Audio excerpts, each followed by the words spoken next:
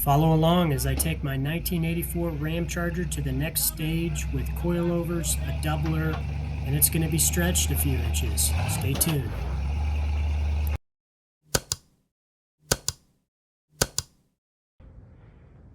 All right, so I think I got ahead of myself a little bit, but that's okay because I got excited. But I think I got a optimal location for the shackle angle. So, things are still just kind of tacked up, but I wanted to see how it sat on its own weight and how the shackles did. And this kind of gives you an idea how far back the stretch is. So total from factory location, I think it's about 8 inches. From where I was previously, it's about 6 inches back.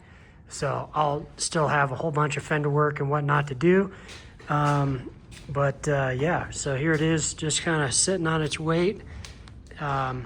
Definitely a lot less overhang than it did from before. And right now at shackle angle, I'm sitting at, it's hard to see here, but I'm a hair over 50 degrees, which I think is still pretty good because it'll should allow pretty good ride while also allowing a little bit of movement for shackle flex, like for droop down and down travel. So it's not extreme either way. The target I think is about 45 degrees, and there's actually some mathematical formulas that you can use to try to determine your optimum shackle angle and whatnot. But I'm just kind of hitting a target and kind of seeing how it feels. I mean, granted, I'm not using spring packs that are and nobody that's using Chevy 63s are using spring packs that are made for your vehicle. So you're just kind of figuring out on your own. So yeah, I'm just kind of going with what the consensus is on ideal shackle angle for a crawler that's using a compression shackle orientation. So I can probably adjust it by changing the length of the shackle and whatnot, but I think this placement is pretty good given where I'm mounting the front of the leaf spring.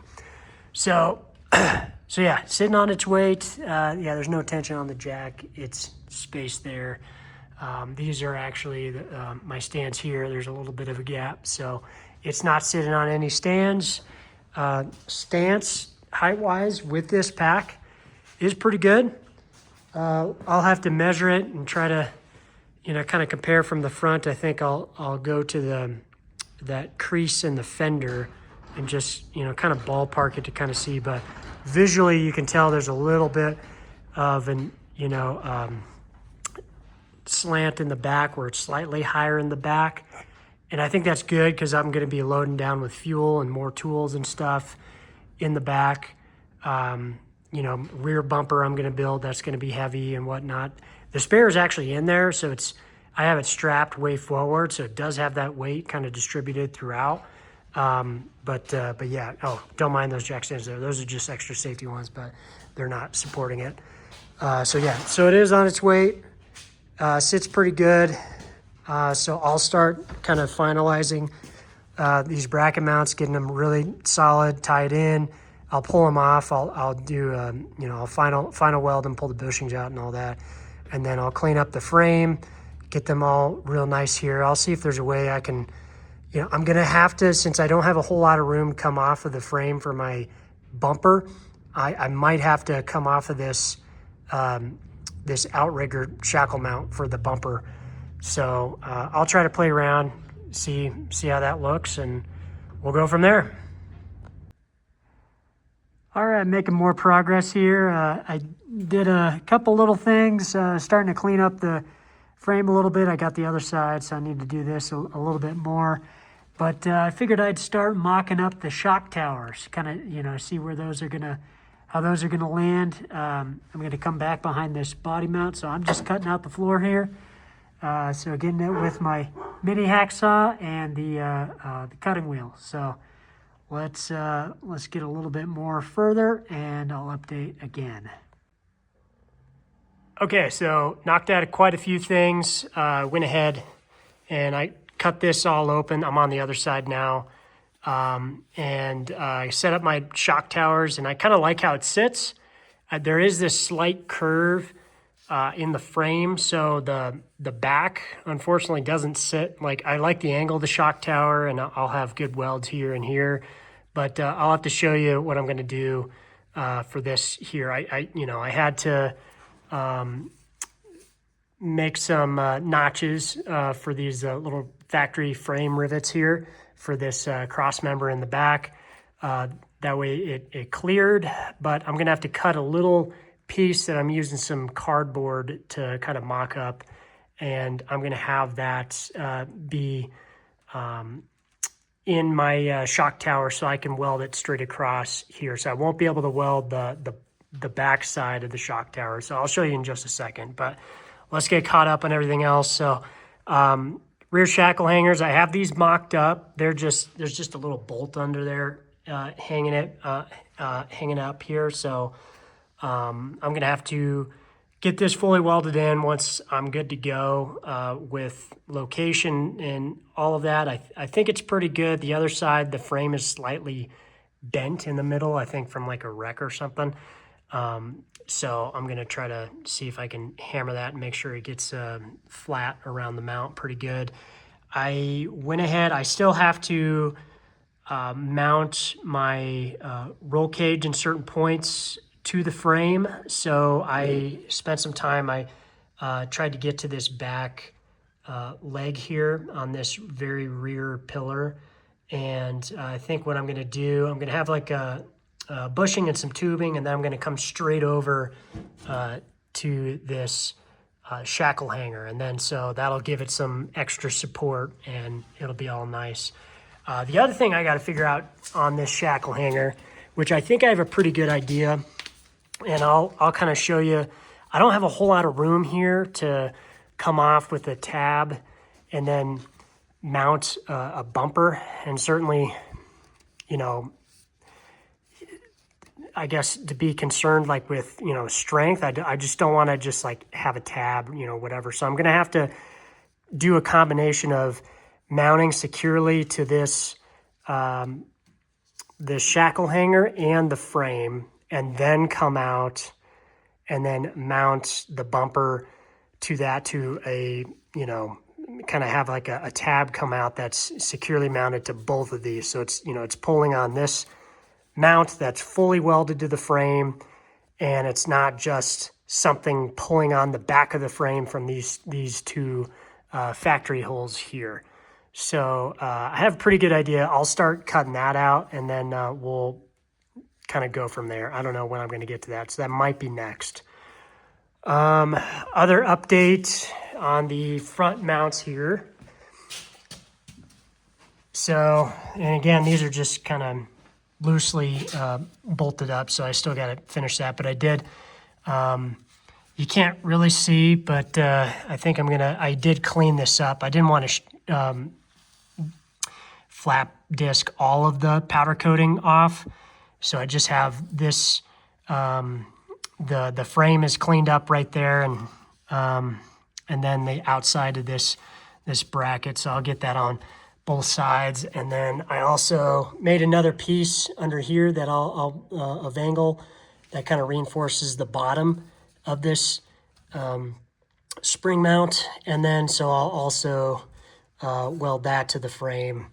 And so this should be pretty secure then, you know, welded and with 6 bolts holding it onto the frame. So I don't have any concern with that going anywhere.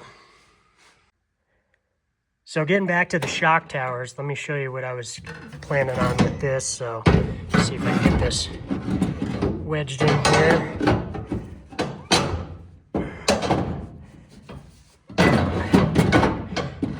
Yeah, I think I need to cut this a little wider.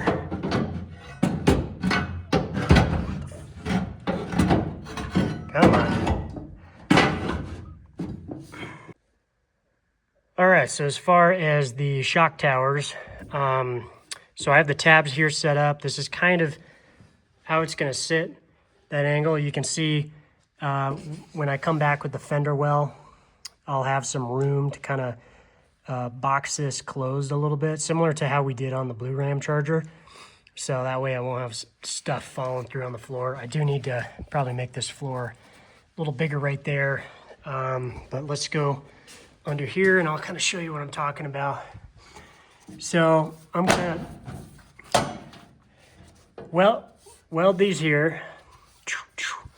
And then back here, you see this, how the frame kind of goes up. Rather than try, since I like this angle, you know, I don't want to try to screw with this, the shock tower anymore, trying to get it to match this curve, because I don't want it to, you know, sit differently than the other side, because I kind of like how it's slightly angled towards, you know, the axle down here. So I'm going to cut a little piece of steel that kind of just goes in between and kind of matches the profile of the shock tower. And then I'll have a full seam I'll be able to weld along the top of the frame. And then that should secure it pretty well, at least on the frame side. I'm gonna go with some support going from shock tower to shock tower, probably on the bottom. I mean, these are short, so I'm not gonna have like a, you know, the seat bar or seatbelt tube coming up for the rear seat. I don't know. That's still something I need to figure out. I think I'm gonna do something a little higher on that, but rather than coming from the bottom. So anyways, I got to figure that out, but that's kind of where I'm at here. And then this side still need to, actually I cut this a little bit more, so I need to finish that and then match the other side, and that should give me plenty of room to mount the shock towers and have enough room to get it in the exact position I want, and then weld. But yeah, real quick. So working on these shock towers, just want to take a moment, talk about the plates that I'm gonna kind of cut to put in there. I kind of already have one made. I'll show you how I'm gonna use this one.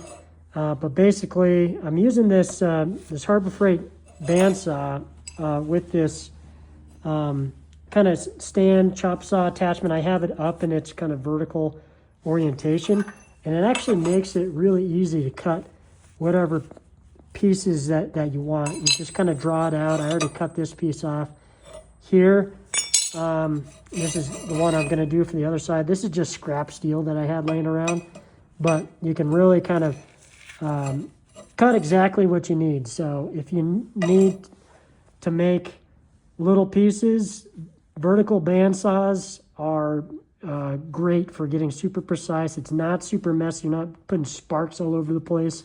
Just this dust, and it's just local right here, so you can sweep that up. But I've been using cardboard templates, and yeah, so pretty cool little tool. So I'm going to cut this other one out, and then I'll start putting these in place. That's it for this video. Stay tuned for the next one in the series. Don't forget to like, comment, and subscribe. See you next time.